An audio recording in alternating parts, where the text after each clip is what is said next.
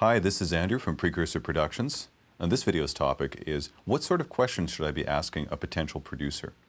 As somebody who works as a producer, there are lots of different questions that I get all the time. So what I'm going to try to do in this video is summarize some of the key questions, because sometimes the questions that people think are important aren't always the most important questions to the whole recording process for their project. So there can be a difference between what we as professionals working in the industry see as the important questions and what people who are kind of trying to figure out who might be a right producer for them, the kind of questions they first think about.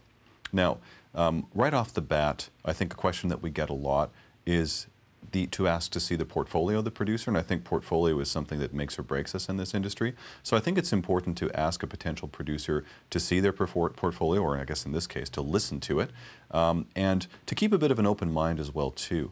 Producers who are kind of new and starting out may not have a very extensive portfolio, whereas those who've been working in the industry for a long time might have quite a vast portfolio. There might be so much there that it's not even possible to listen to all of it.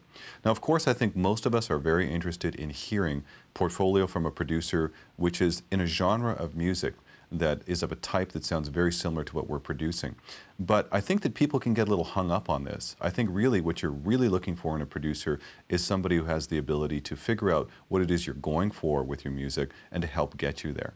Now, the fact that a particular producer may have not worked right within the exact genre in which you or your band is playing is a factor, but it's not as big a factor as a lot of people think. I think a lot of people want to hear a piece of music that sounds exactly like the artist that they like or what they imagine their band to be, and sometimes a producer has that kind of portfolio, sometimes not.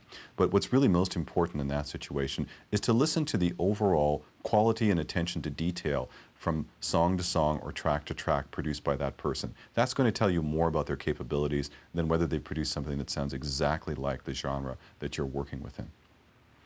Now, another important thing to assess with a producer, and it's less of a question and more of just something to pay attention to when speaking with somebody, either in person, on the phone, or communicating in general, is paying attention to the producer's communication skills.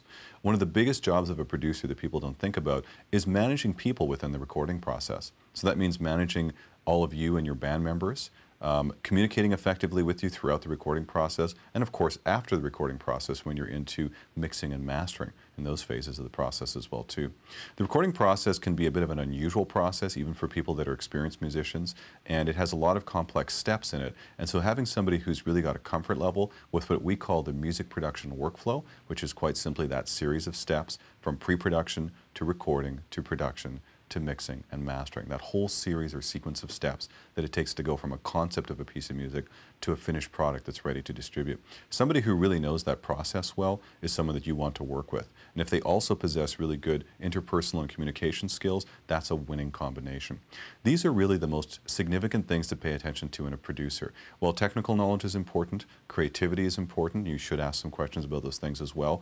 Really, the primary things that you're looking for is an overall level of quality in their past production, an attention to detail, and an ability to work well with others, whether they're the clients, whether they're with other people within the studio who might be session musicians or engineers, or even in some cases with other facilities. Some recordings are made across multiple studios in different places. The ability to communicate and work effectively with those other studios and other professionals, those are all really key skills that will do the best for your project and make you get the best product at the end of the day.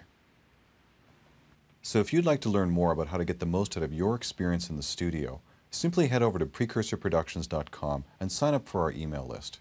When you do that, I'm going to send you 20 videos that outline how to save time, money, and get the best product when you're working in the studio. I'm also going to offer you 10% off of any of our professional audio production services. So head over to precursorproductions.com, enter your name in our mailing list, and you'll start getting those videos and the discount immediately.